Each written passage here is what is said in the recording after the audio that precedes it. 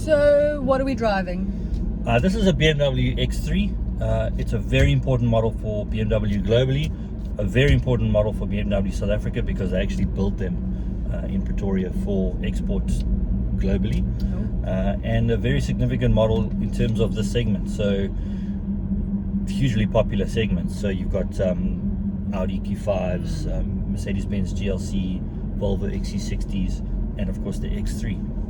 And the Porsche Macan? Porsche Macan, yeah. Macan. Sorry. What are the pros?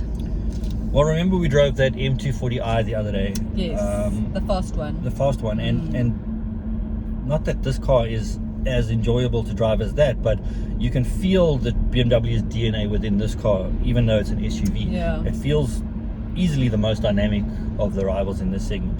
So you can chuck it around. It's even got a sport mode. It really feels like it won't roll too much if you hit it, if you chuck it into a corner. So that's a big pro for me.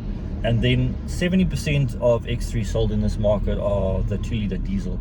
And this motor is brilliant. It's so refined, it's punchy, and it's efficient. So we're doing 7.2, call it, liters per 100 Ks, and that's with a bit of enthusiastic driving, and it's got enough punch to go around this. Take the Ford Focus on. No, not him, but we're going around the Sandero.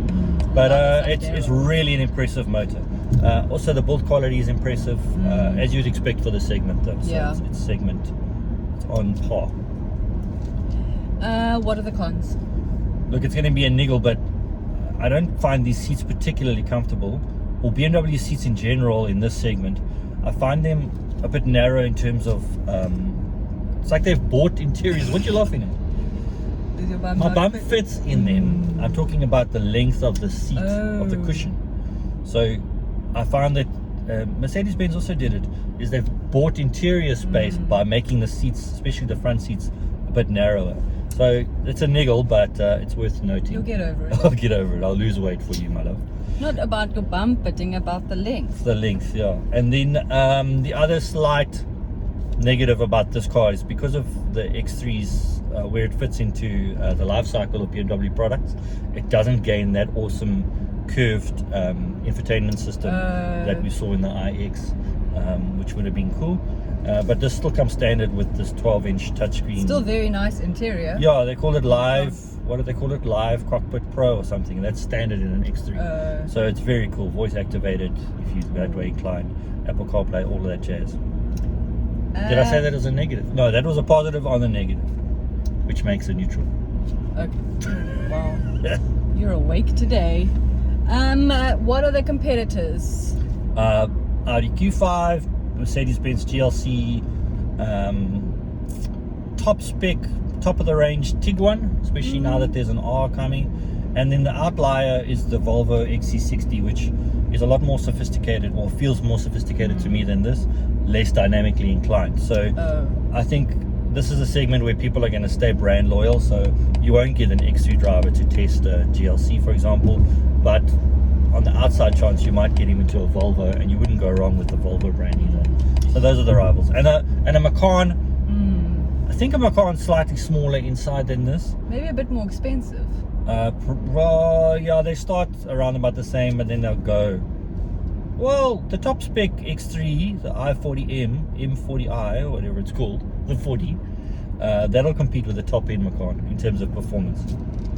And then you mentioned, when we were chatting before the video, I'm not sure you mentioned it in the video, was that this comes in a petrol, diesel and electric. Yeah, so from a few weeks ago, this is the first product in South Africa that you can get, and they drive the same, interior the same on all three specs, is a diesel, a petrol, and now an all electric, the iX3. And out of those three, out of the petrol and the diesel, what would you buy? I'd buy the diesel. I think this is a fantastic engine. Okay. And then price, well, you mentioned it. I didn't. This is just over $1 million. So it's I mean, that million mark is quite scary, but it is a lot of car, and everything's kind of playing in that. I was going to say, everything's in that field now. Yeah, and the iX3 now is 1.2 million. So that becomes interesting. Like, do you move over? Are you ready to move over to all electric, or do you stay with the diesel that gives you a range of over 800 Ks? Very refined, reliable, It's a great all-rounder car. Yeah, it's really, really good. Yeah. I'm very impressed with it. And would you buy one? I would buy one, yeah. I think having spent a week in it, I think it's probably the one I'd have out of this segment. The segment? Wow, that's quite a statement. It's a very difficult segment because there's a lot of very good cars in Yeah, this I just range. like how dynamically inclined it is. It feels like you could actually on the weekend take it to a mountain pass and check it out. Yeah, not with me in it. Not with you in Cool. it. Thank you. Thanks.